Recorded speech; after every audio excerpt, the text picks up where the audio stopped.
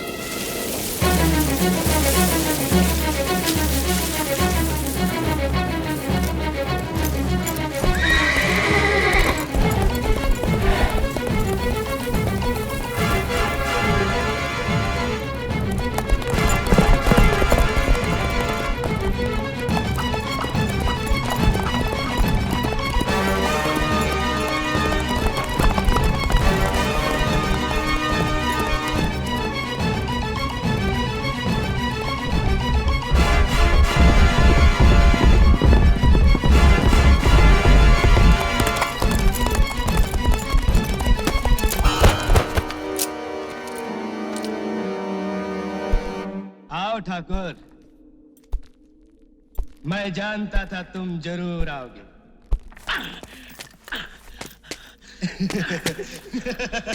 कैसा फड़फड़ा रहा है साला। कमीने, कुत्ते! दे जितनी गाली देनी है ठाकुर, जी भर के गाली दे। हरामजादे! चिल्लाओ और चिल्लाओ। याद है उस दिन मैं चिल्ला रहा था, तुम तमाशा देख रहे थे। आज तुम चिल्लाओ, मैं तमाशा देखूंगा। हे सांबा, उस रोज कचहरी में ऐसा ताप मुझको अवसर मिलता तो वही हरामजादे का टेटवा दबा देता। मगर करता क्या, चार पुलिस वाले पकड़े हुए, हाथ में हथकड़ी, पैरों में बेड़ी। याद है?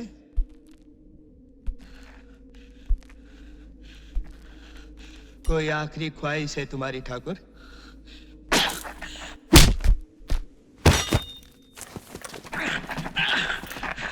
अभी तक बहुत जान बाकी है तेरे हाथों में। बांध दो साले को।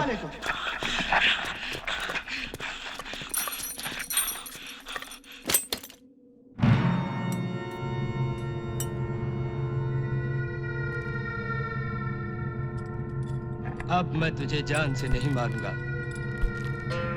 वो हाल करके छोड़ूंगा कि दुनिया थूकेगी तुझ पर।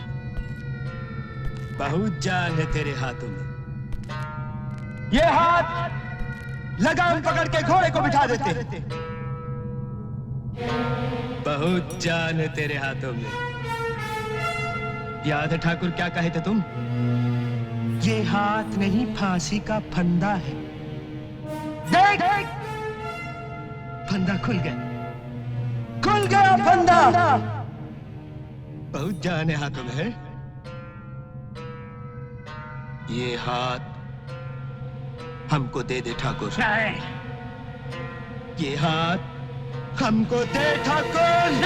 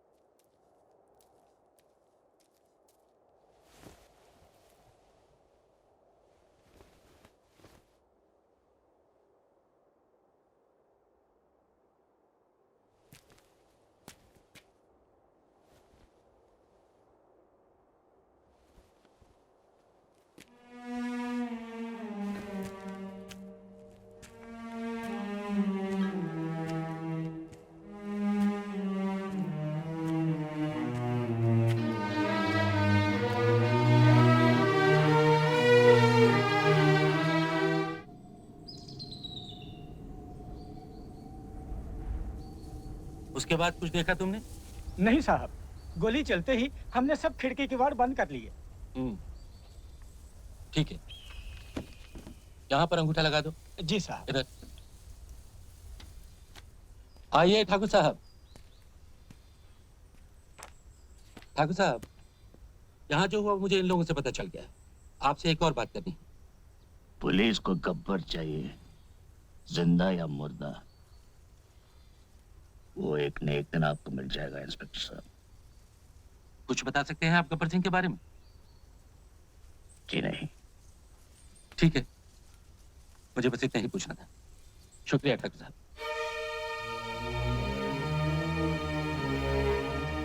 नमस्ते।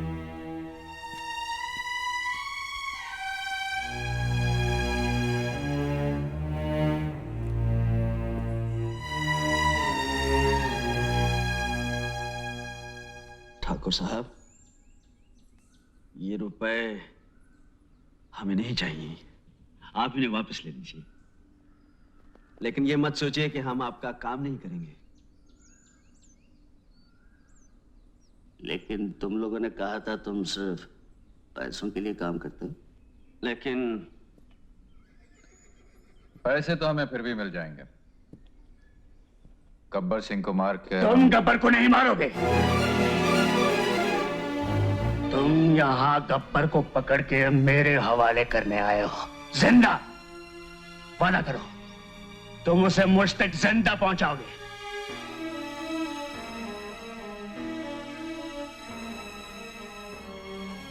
हम वादा करते हैं ठाकुर साहब, लेकिन ये रुपए आप वापस ले लीजिए। ठाकुर, गिरजा लोहार पिपरी गांव से कुछ खबर लेकर आया है। शायद गब्बर से तुम्हारी अगली मुलाकात बहुत जल्द होगी। आओ। जयराम जी की ठाकुर। जयराम जी की। कहो गिरिजा, क्या खबर लाया? ठाकुर, पिपरी गांव से 2 कोस पे बंजारे आके रुके हैं। हीरा और उसके साथी भी हैं। ये हीरा गब्बर को बंदूकें और गोलियां बेचने आता है। 1-2 दिन में गब्बर उसे जरूर मिलेगा। लोहा गरम है, मार दो।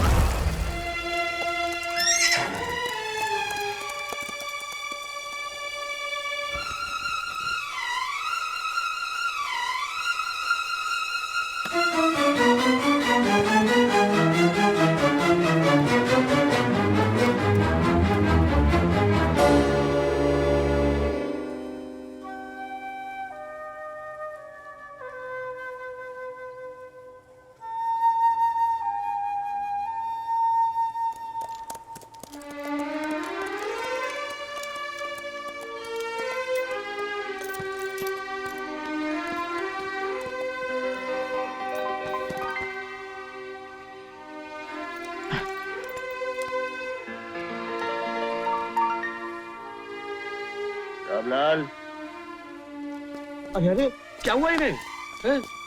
घबराने की कोई बात नहीं, गोली बाजू रगड़ कर निकल गई और जख्मी मामूली है। ठाकुर साहब, गोला बारूद तो हमने आधे से ज्यादा खत्म कर दिया, लेकिन गब्बर बचकर निकल गया। कोई बात नहीं यार, फिर कभी सही।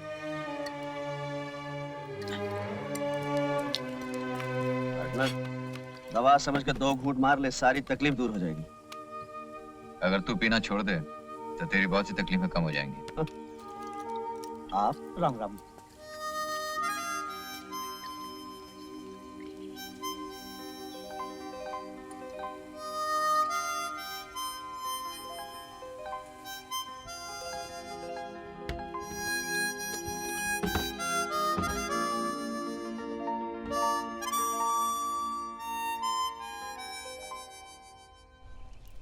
इमाम साहब सलाम, ये खत है आपका, लीजिए।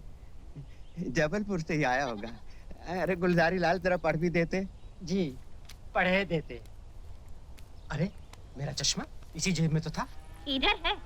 वो जो आप ढूंढ रहे हैं वो हमारे पास है, ये लीजिए। आ गई बक्कन। वो हुआ ऐसा कि हम उधर से आ रहे थे और आप इधर से जा रहे थे। इधर आप साइकिल पर थे और हम उधर पैदल। आप तो साइकिल पर निकल गए और वहीं के वहीं हमको ये चश्मा मिला और वहीं के वहीं हमने सोचा ये कि ये चश्मा आपका है।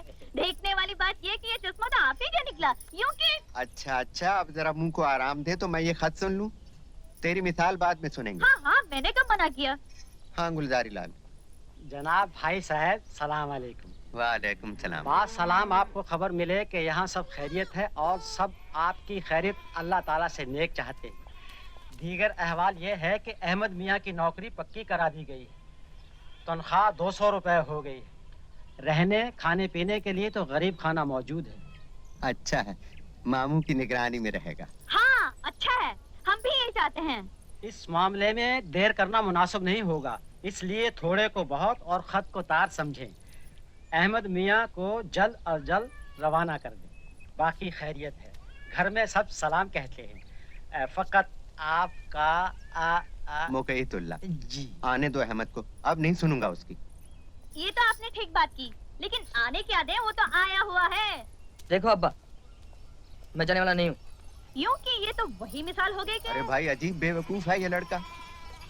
ए मियाँ, मैं तो अब कब्र में पांव लटकाए बैठा हूँ, तुम्हारे सामने सारी जिंदगी।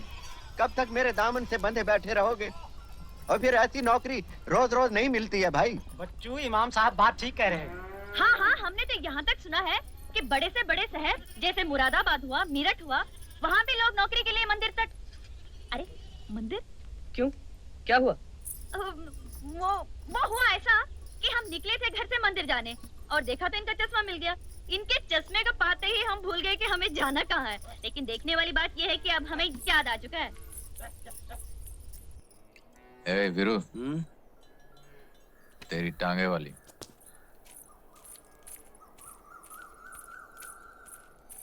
ए बसंती, आज पैदल? तुम्हारी धन्नो क्या तांगे के साथ भाग गई? हमें लगता है तुम्हारी समझ में अभी तक ये बात नहीं आई कि हमारे गांव में किसी के साथ भागने की रीत बिल्कुल नहीं है। हमारी धनु इज्जत के साथ घर पर है, लेकिन आज सोमवार है और मौसी कहती है, देख बसंती, जो सोमवार के सोमवार शिव जी के मंदिर में माथा टेकेगी तो ऐसा पति मिलेगा तुझे कि दुनिया जलेगी। मैंने कहा हाँ, ऐसा तो ठीक है, नहीं तो मुझे कौन से किसी उठाएगी जैसे ब्याह करना है। अच्छा मैं चलती हूँ, जय राम जी की।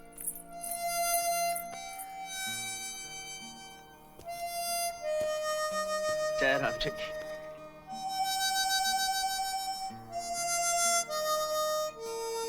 जय राम जी।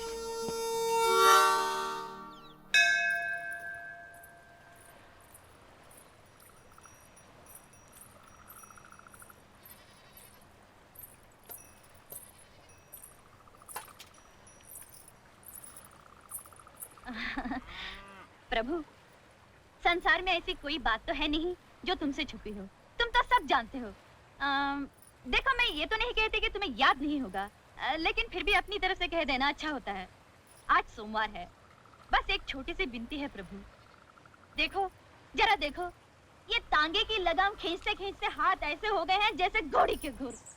अरे तुम्हारे लिए क्या मुश्किल है, बस ऐसी जगह बात लगाओ प्रभु की बसंती रानी बनकर राज करे, यूं कि मजा आ जाए जिंदगी का। आगे जैसी तुम्हारी मर्जी। यूं कि ये कौन बोला? ये हम बोल रहे हैं। प्रभु, तुम? चमत्कार हो गया। हमने तुम्हारे लिए वर ढूंढ लिया है कन्या। एक ही सोमवार में ढूंढ लिया? वाह प्रभु, यूं कि तुमने सोचा है तो ठीक ही सोचा होगा, लेकिन फिर भी अगर नाम बता देते या अगले सोमवार आओ, जैसा तुम कहो प्रभु। वर का नाम है वीरू। वीरू? प्रभु, ये मेरी जिंदगी का सवाल है, जल्दी से काम मत लेना, भले 4 सोमवार और लग जाए। है देखने में तो ठीक है, लेकिन सारा बहुत होशियारी मारता है। चुप रहो कन्या। है बेफुजूल की बात करने की आदत तो मुझे है नहीं प्रभु, जो तुम्हारी आज्ञा। यदि हमारी आज्ञा का पालन नहीं किया तो सारी उम्र कमारी बैठी रहोगी। हाँ प्रभु। और सुनो, यूं कि यूं के धन्नो के साथ तांगा चलाती रहोगी। हमारी आज्ञा है कि जाओ और अपनी मौसी से खुले शब्दों में कह दो कि वीरू को ही तुम्हें जीवन साथी बनाना है और आज से वीरू का आदर करना तुम्हारा धर्म है, इसलिए कि उसी के चरणों में तुम्हारा स्वर्ग है। यदि तुमने उसे प्रसन्न किया तो हम प्रसन्न हो जाएंगे, और यदि तुमने उसे क्रोधित किया तो हम क्रोधित हो जाएंगे। अच्छा, इसलिए जा।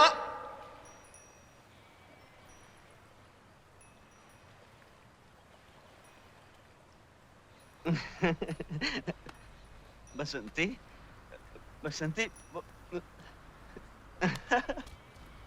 बसंती, मैंने सोचा यूं ही। तुमने सोचा ये कि हम तो गांव के रहने वाले हैं, इसलिए हमको तो अकल है नहीं, और तुम हमें बना लोगे उल्लू। तुम बहुत होशियार समझते हो अपने आप को, मगर बसंती तुम जैसों को हाथ में बेचकर आएगी। हाँ, अब तुम यहाँ बैठ कर रमाओ धुनी, बसंती चलिए अपने घर। बसंती, बसंती सुनो तो। आज मैंने कुछ सोचा है। कभी कभी ये काम भी करना चाहिए। आज मैंने एक बहुत बड़ा फैसला किया है। मैं बताऊं तेरा बहुत बड़ा फैसला, तू बसंती से शादी करना चाहता है। अरे वाह वाह वाह, तू मेरा सच्चा यार है। एक यार ही यार के दिल की बात जान सकता है। और वो यार ये भी जानता है कि इस साल में शादी का ये तेरा 8वां फैसला है। ये फाइनल है यार। फाइनल। सुबह से दारू पी रहा ना? यार पार्टनर, मेरा एक काम कर दे। क्या? वो बसंती है ना, उसकी मौसी के पास जाकर मेरे रिश्ते की बात कुछ इस ढंग से कर कि मौसी शगुन लेके आ जाए। मैं क्यों करूं? अरे लड़के वाले ही तो जाते हैं लड़की वालों के घर। जय, और फिर इस दुनिया में तेरे सिवा मेरा है कौन? देख, शादी तूने करनी, तू जाके बात कर। जरा सोच, शादी के बाद एक घर होगा, घर तो तेरा होगा, एक बीवी होगी, तेरी होगी, 7-8 बच्चे होंगे, तेरे होंगे। पर चाचा चाचा तो तुम्हें बोलेंगे ना। प्यार से तुम्हारी गोद में खेलेंगे, तुम्हारे कंधों पे झूला झूलेंगे, और तोतली जबान में बोलेंगे, ताता ताता हमको कहानियां सुनाओ। यानी शादी के बाद तेरे घर में मुझे आया की नौकरी मिलने वाली? समझा? तू मेरा दोस्त नहीं है। लानत ऐसी तो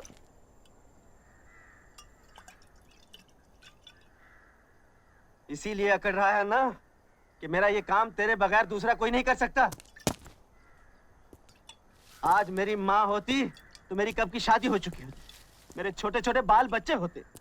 आज मेरा बाप होता तो बैंड बाजे के साथ मेरी शादी करके लाता। मेरे भाई बहन होते, वो मौसी के पैर छूकर भी बसंती की शादी मुझसे करवा देते। लेकिन ये मत भूल जाए, जिसका कोई नहीं होता उसका भगवान होता है। भगवान? तू वो दोस्त नहीं रहा। तू नहीं चाहता मैं बुरे धंधे छोड़कर घर गृहस्थी बसा सकूं। मैंने तुझे क्या समझा था जय, लेकिन तू क्या निकला? साला नौटंकी, खड़ी खड़ी ड्रामा करता है। चल बस बस, बहुत हो गया है, मैं मौसी जाके बात कर लूंगा। सच? अरे बेटा, बस इतना समझ लो कि घर में जवान बेटी सीने पर पत्थर की सिल की तरह होती है। बसंती का ब्याह हो जाए तो चैन की सांस लूं। हाँ, सच कहा मौसी आपने, बड़ा बोझ है आप पर। लेकिन बेटा, इस बोझ को कोई कुएं में तो फेंक नहीं देता। बुरा नहीं मानना, इतना तो पूछना ही पड़ता है कि लड़के का खानदान क्या है, उसके लक्षण कैसे हैं, कमाता कितना है। कमाने का तो यह है मौसी कि एक बार बीवी बच्चों की जिम्मेदारी सर पे आ गई तो कमाने भी लगेगा। तो क्या अभी कुछ भी नहीं कमाता?